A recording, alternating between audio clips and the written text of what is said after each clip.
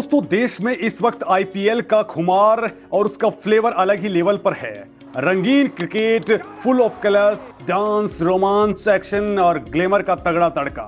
टीमें पानी की तरह पैसा बहा रही हैं, टूर्नामेंट में जम करके खर्च हो रहा है। ऐसे में सवाल ये उठता है कि आईपीएल में ये पैसा कहां से आ रहा है, फ्रेंचाइजीज कैसे पैसा कमा रही हैं, आईपीएल के एक सीजन से बीसीसीआई कितना पैसा कमा लेती है। आईपीएल से सिर्फ क्रिकेटर या टीम के ऑनर्स या एडवर्टाइजर्स ही कमा रहे हैं या फिर पूरा का पूरा इकोसिस्टम ही कमाने में जुटा हुआ है। आपके दिमाग में भी सवाल आ रहे होंगे कि गवर्नमेंट को कितना टैक्स से मिल रहा है और किस किस सेक्टर को कितनी कमाई मिल रही है। तो चलिए दोस्तों, आसान भाषा में समझते हैं इस आईपीएल का बिजनेस मॉड्यूल जो आपके दिमाग की बत्ती जला देगा। आप सोचने पर मजबूर हो जाएंगे कि ललित मोदी जो आज की डेट में भगोड़ा है, उसने कितना तगड़ा दिमाग लगाया था। तो दोस्तों, आईपीएल दुनिया में सबसे ज्यादा देखे जाने वाले स्पोर्ट्स में से एक बन चुका है और क्रिकेट के मामले में तो ये दुनिया में नंबर 1 है ही। इसके टोटल दुनिया में 100 करोड़ से ज्यादा फैन हैं, 90 करोड़ तो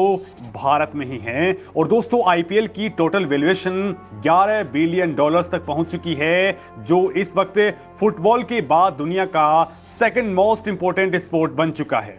आईपीएल की सक्सेस का हिसाब केवल इसी बात से आप लगा सकते हैं कि साल 2008 में जब ये लॉन्च हुआ था तो टोटल 8 टीमों की वैल्यूएशन 3000 करोड़ रुपए हुआ करती थी। और दोस्तों, पिछले ही साल जो नई टीम बिकी है वो अकेली ही 7000 करोड़ में बिकी है। आईपीएल टीम की वैल्यू पिछले 15 सालों में 17 गुना से ज्यादा बढ़ चुकी है। मतलब इन टीमों और इनके मालिकों पर पैसों की तगड़ी बौछार हो चुकी है और इससे देश की इकोनॉमी पर डायरेक्ट और इनडायरेक्ट भी बहुत तगड़ा असर पड़ा है। तो दोस्तों, इस मामले में सबसे पहला योगदान हमारे देश की जीडीपी पर कितना पड़ा है, जरा ये देख लेते हैं। तो दोस्तों, भारत में फेस्टिव सीजन्स के दौरान जीडीपी ऊपर जाती है, यानी तब आदमी जमकर के खरीदारी करता है और ऐसा ही आईपीएल के दौरान भी हो रहा है। रिपोर्ट्स के मुताबिक आईपीएल के दौरान $3.2 बिलियन का डायरेक्ट ट्रेड हुआ है। केपीएमजी की रिपोर्ट कहती है कि केवल 7 दिनों के टूर्नामेंट के अंदर ही 1150 करोड़ रुपए डायरेक्टली ग्राउंड पर ही खर्च हो रहे हैं और इससे भारत की किसी भी सिटी के टूरिज्म को भी बूस्ट मिल रहा है। विदेशी और देश के दूसरे हिस्सों के लोग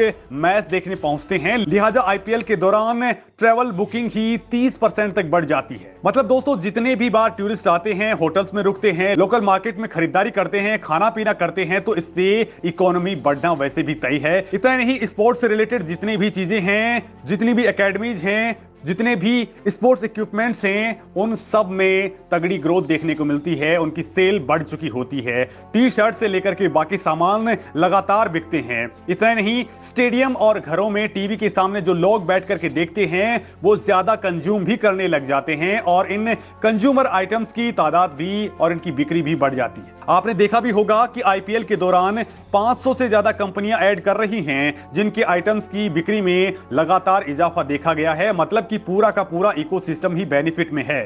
TV, AC, internet providers, TV operators, DTH की सेल बढ़ चुकी है और इससे आप देख सकते हैं कि कितना रोजगार भी जनरेट हुआ है। इतना ही नहीं दोस्तों, जब आईपीएल स्टार्ट हुआ तो जितने भी स्टेडियम थे उनको सजाने धजाने पर भी जबरदस्त खर्चा हुआ है।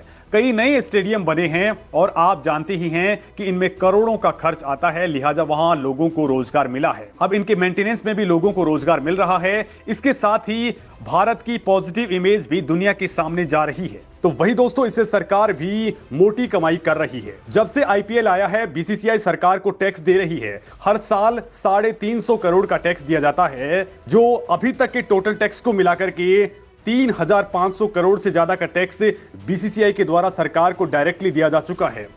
ये टैक्स तो बीसीसीआई ने सरकार को दिया है। इसके अलावा हर टीम के ओनर ने जितना भी प्रॉफिट कमाया है उनका टैक्स भी सरकार को मिल रहा है। वहीं करोड़ों रुपए में बिकने वाले क्रिकेटर्स पर भी टैक्स लगता है। अब दोस्तों, आपके दिमाग में एक और सवाल कौन रहा होगा कि आईपीएल से कमाई हो कैसे रही है। तो दोस्तों, ये कमाई का असली कुआं है। इसमें इनकम के एक दो नहीं बल्कि इनकम के कई सोर्सेज हैं। इस गेम में कदम कदम पर नेम और फेम है और ये ही रेवेन्यू को जनरेट करता है। इसमें 4 पॉइंट्स बेहद खास हैं। पहला है मीडिया एंड डिजिटल राइट्स, दूसरा है टाइटल स्पॉन्सरशिप राइट्स, तीसरा है कमर्शियल एंड किट स्पॉन्सरशिप और चौथा है लोकल रेवेन्यू। दोस्तों, मीडिया एंड डिजिटल राइट्स की अगर हम बात करें तो ये वो कीमत है जिसे चुकाकर चैनल वाले आईपीएल टीवी पर लाइव दिखाते हैं। सैटेलाइट टीवी चैनल्स भारी भरकम कीमत देकर के मीडिया राइट्स खरीदते हैं। इनसे होने वाली कमाई का आधा हिस्सा बीसीसीआई अपने पास रखती है और आधा हिस्सा सभी टीमों में डिवाइड कर दिया जाता है। साल 2008 यानी पहले सीजन के दौरान ही सोनी ने 10 साल के लिए टूर्नामेंट की टीवी राइट्स खरीदे थे। घाटे में चल रहे सेटमैक्स के लिए ये बहुत बड़ा जुआ था जो उसके लिए सही साबित हुआ। सोनी ने ये 8,200 करोड़ रुपए में खरीदा था। इसके बाद यानी साल 2018 से साल 2023 तक की मीडिया राइट्स स्टार इंडिया के पास है। अब आते हैं दूसरे मेजर कमाई वाले पार्ट पर जो है टाइटल स्पॉन्सरशिप। तो दोस्तों DLF IPL, Vivo IPL, Tata IPL यानी पैसे देकर के आईपीएल से खुद का नाम जोड़ने वाली स्कीम, जो कंपनी सबसे ज्यादा बोली लगाती है उसे टाइटल स्पॉन्सरशिप मिल जाती है, यानी क्रिकेट से अपना ब्रांड प्रमोशन। ये आईपीएल की कमाई का दूसरा सबसे बड़ा जरिया है।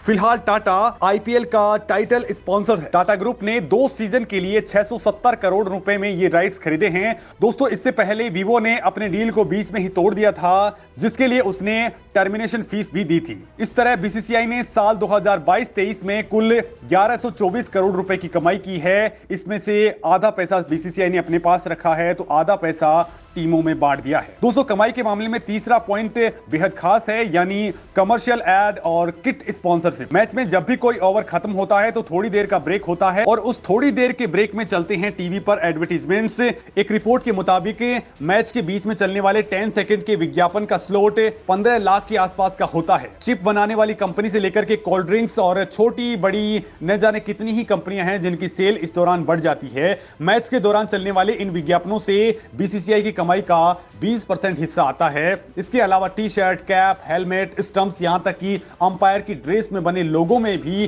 फ्रेंचाइजी अच्छा खासा पैसा कमा लेती हैं। तो वही कमाई के मामले में फोर्थ पॉइंट है लोकल रेवेन्यू, जिसमें आती है लोकल स्पॉन्सरशिप और प्राइज मनी। तो दोस्तों मैच की टिकट बिक्री में हर साल केवल एक मैच के दौरान ही 5 करोड़ रुपए तक की कमाई हो जाती है और अगर मुकाबला किसी टीम के होम ग्राउंड में हो रहा है तो फ्रेंचाइजी को उस कमाई का 80% मिलता है। इसके अलावा जो टीम लोकली जितनी ज्यादा पॉपुलर होगी, लोकल लेवल पर उतने ही उसके स्पॉन्सर्स मिल जाएंगे। इसके साथ ही चैंपियनशिप प्राइज मनी से भी कमाई होती है। इसका आधा हिस्सा टीम के प्लेयर्स को मिलता है और आधा कंपनी रखती है। मतलब दोस्तों इस गेम में हर तरफ पैसा ही पैसा बरसता है जो देश की इकोनॉमी के लिए भी बूस्ट करने का काम करता है।